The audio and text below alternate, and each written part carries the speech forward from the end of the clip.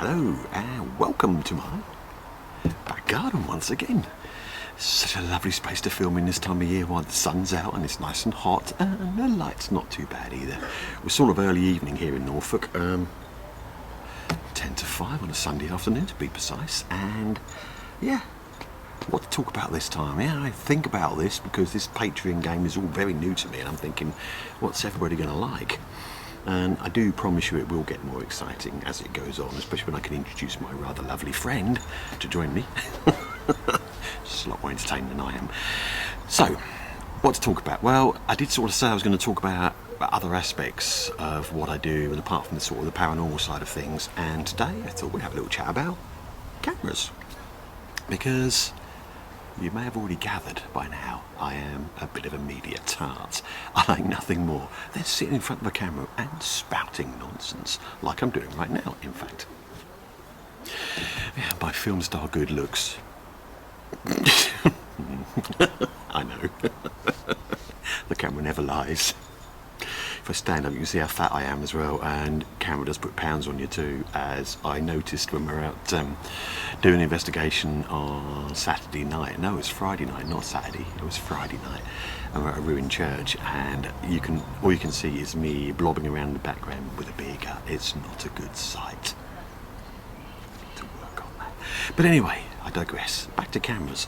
So essentially I have three that I use on a regular basis, so we'll do a little bit of a video around the cameras I have laying out here on the garden table, and then we'll pick each one up in turn and have a little chat about them, okay? Because they're three very different cameras that do very different things, and one of them is actually a whole lot better than the others, and you probably didn't even know this.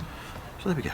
So let's have a look at the three that I use on a regular basis, and then we'll go back and introduce you to them all individually. Cameras.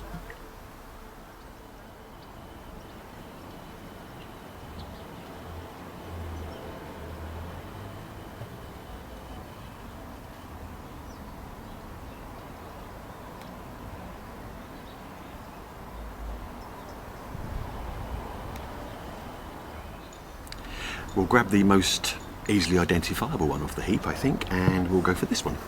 Let's do that.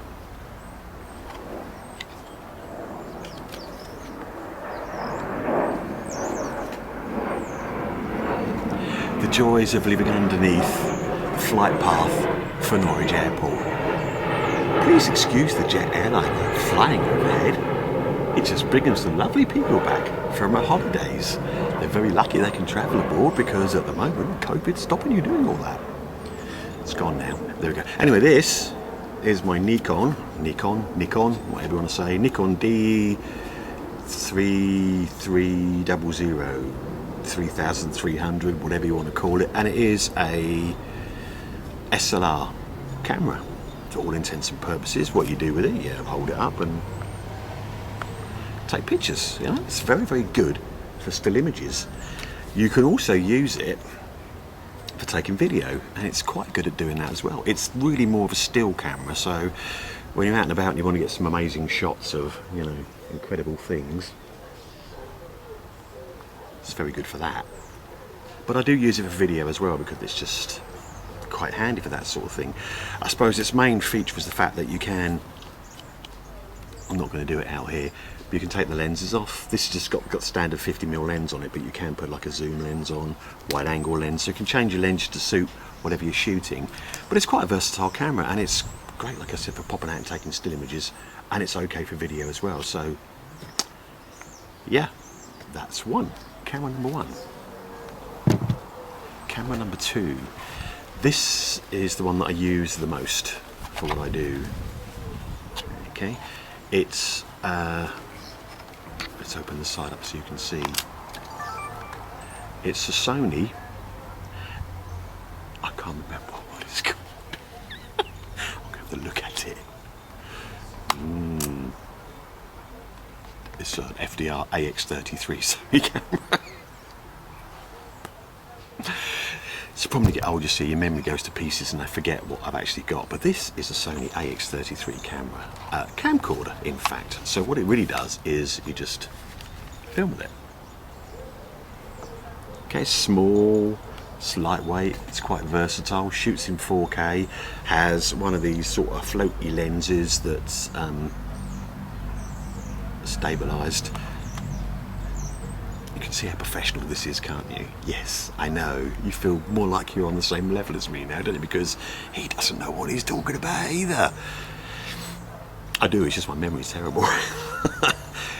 But it's got a stabilised lens inside it as well, so let me just turn her on, so you can see. It kind of floats about in its own little thingamajig in the front here. You can see it very well. The light's not very good at the moment. But it has got an element of stabilisation to it, which is really good when you're moving, so you get steady shots. It's a great camcorder. The reason why I like it very, very much is the fact that it's got this. Can you see that little button there that says night shot? Yeah. Night shot is very, very important when you're investigating the paranormal, because it enables me to be able to shoot in total darkness. It's basically got infrared capability, which means I can actually shoot in complete darkness with an IR illuminator, infrared light illuminator,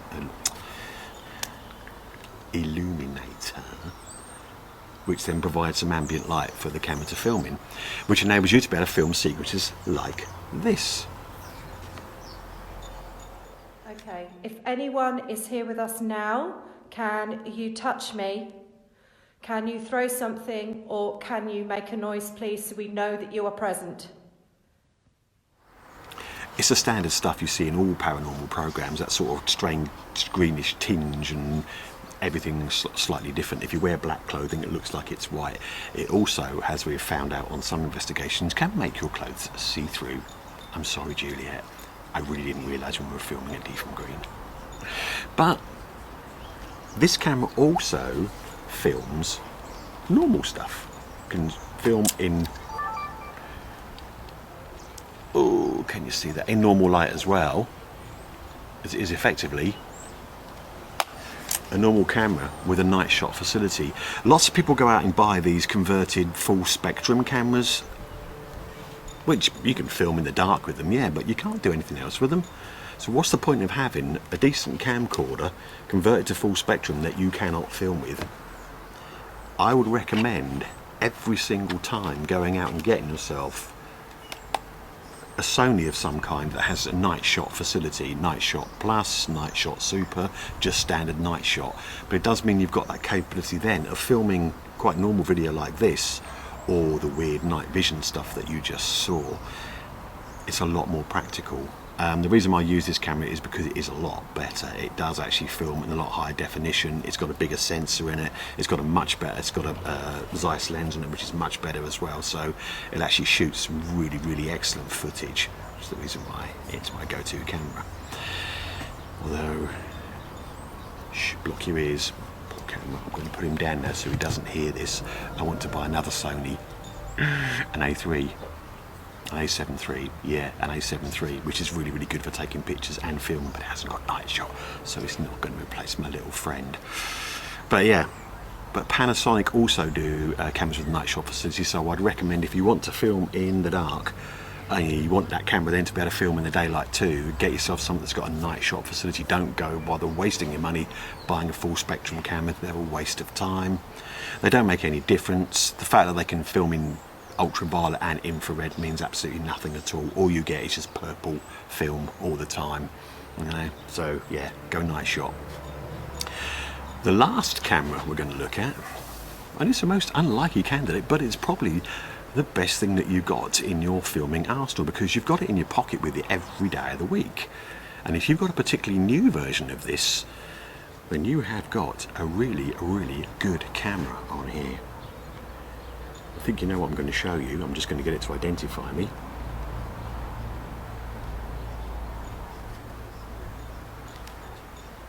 It's a mobile phone. Simple mobile phone. Okay, a really, really excellent bit of kit. This is an iPhone XR, it's nothing flash, it's none of the new great model ones, you know, to me a phone is a phone. I've not bothered to upgrade to an iPhone 12 or any nonsense like that because I can't justify paying out the fee for it each month when this one does the job perfectly well. And it is a very, very good phone with a very, very good camera on it. Yes, I know, I've got a sad old man case. When I film with it, I take it out of the case because I have something else that I put it on that I'll show you in a moment when I've got it set up so you can see. But the great thing with this is you can film, if you're going to film, here's a filming suggestion for you, film this way up, landscape rather than this way up, portrait, because when you're editing and you want to put stuff on YouTube, this way up is so much better than this way up, as I will demonstrate to you in a moment with the next little bit of film. This is Nigel and his gadgets, you my know. arm hurts and I'm old and it's very, There we are, look. See? There we go. Oh, We're investigating. we're out. We're out there. We are indeed. We've not been out there for ages. And Yeah. here we are. You see, do you get it? It's quite easy really, isn't it? You know, hold it that way up, you're going to have them black bits either side with a little bit in the middle, then you're going to try and widen that out and then you're going to lose quite a lot of what you film. But filming up this way up, it's like proper filming, isn't it? Like Hollywood, yeah. And then you don't have to then muck about with it, because when you download it to put on your computer, or even if you're going to do it on your phone to edit it all together, which is a whole other video by the way, it's so much easier when you've got it landscape. This is the annoying thing about Facebook Live, is that it won't let you film in landscape. You have to do your live nonsense like this. So I have to then muck about and try and make something interesting out of a video that's got two black bits either side, which is really not that conducive. But there we go. But I will give you another very, very handy hint now as to what to do with this phone, how to get the best out of it. Okay, so watch closely. I'm now going to put it in something else and you can see what I'm talking about. Well, here we go. A very, very simple piece of equipment that doesn't cost very much. I mean, I got mine off of eBay for, I don't know, 15 quid or something like that, I think it was. This is a Joby Gorilla Pod. It's like a little tripod with bendy legs. And see, and they go in all sorts of weird and wonderful shapes, and you can use it for like wrapping the camera around things, but what it does, gives you an extra little hand to move this around with, and it steadies it a little bit as well. It's going to be nowhere near as good as a gimbal. We'll come on to gimbals in another video. There's so much of this video I like you to get through, but it does mean you can hold it steady. You can also put it down and use it like a normal tripod if you want to. Spread its little legs out, put it down, normal tripod. It also, make sure I don't actually make my camera fall out. The wind's now got up, which is bloody typical. You can spin it round like that and film portrait style if you want to, especially for using Instagram as a social media feed, which prefers you to sort of film in portrait mode because the videos are so sort of big. It's a very complicated process. I'm going to have to go through all of this as well, I think, to sort of help you guys. Not that you need it, because most of you know what you're talking about anyway, but I just thought it might be nice to shire. I could edit all this, couldn't I, and do it all perfectly and make it look like, yeah, I'm a real professional, but this is much more fun doing it like this. I even forgotten where I was. That's the problem with this. It doesn't work so well these days because I'm old and I have chemo fog. But there we go. That's another story.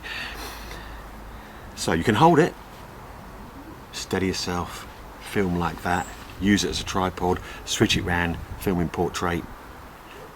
Get a good one though, okay? Get something like a Joby. Spend more than a £5 on it, boys and girls, because if you go and buy one for like £5 that's got spongy legs, the thing at the top isn't very, very secure, and you could find your mobile phone quite merrily slipping out of the holder whilst you're desperately trying to do some filming. Phones don't tend to like that very much. I do have a funky new shield thing coming as well to go across the back of this that says out there paranormal, because I'm such a tart with these things, but I can't get it in there in my old man case. I know, so sad. But anyway, enough of the waffle. That's it. On the camera front, there's not a lot else I can say to you showing you 3 cameras. We could expound on their virtues and go through sort of filming stuff, but that would take forever and you'd be bored senseless and I would get confused and then I wouldn't say the right things and then I'd have to think about refilming it all, and it's getting very cloudy in my garden and I think it's going to rain, so it's probably time I should go.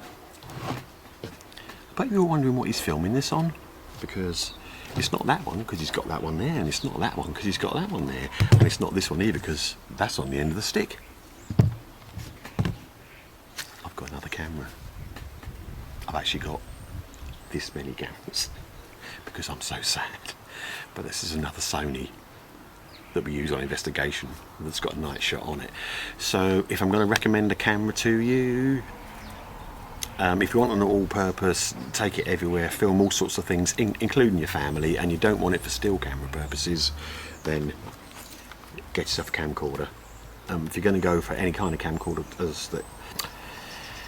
if you're going to go for any kind of camcorder that would suit double purpose, then get yourself a Sony. Make sure it's got night shot on it. It's important that it's got night shot, otherwise it will not film in the dark. And the Panasonic cameras do the same. I don't know what they call their night vision capability, but that's what you're looking for, night vision capability. You want something that can film under 0 lux, which is no light at all. And of course the other thing, you take it with you wherever you go, because it is a really brilliant camera. Your phone, excellent. Okay, newer phones, I have to say, some of the older phones aren't quite so great. I've no idea what the Samsung Galaxy cameras are like. I imagine they're pretty good as well. They seem to be an equivalent to the iPhone which I've got here. I'm a Mac fanboy, unfortunately, so everything I've got is Mac. My phone is an iPhone, my tablet is an iPad, and my computer is an iMac Pro, and we'll look at that later on too. Okay, so that's it for me. I hope you enjoy my little ramble about cameras. I know, it's really boring, isn't it? I tried to make it entertaining. I was trying to think some in-camera jokes I could have thrown in, but I couldn't think of any. But there you go. 3 cameras that you can sort of think of adding to your arsenal. I think probably out of all of them, the Sony, yeah, for everyday use, but this one, yeah, this one, it's a strength in itself, and it shoots some shit hot photos and videos as well, so you can get the best of both worlds. The only problem it has is it doesn't work in the darkness. It's not a night vision camera. So, but if you want it for anything else, you don't need to buy another camera. You can use your phone, and we'll look into that and the other cameras in another video. And we'll look into some ways of filming, some other bits of equipment you could get yourself as well if you wanted to. But for basics, you can't go far wrong with this. Okay, so thanks for now. Till next time. Cheerio. Catch you soon.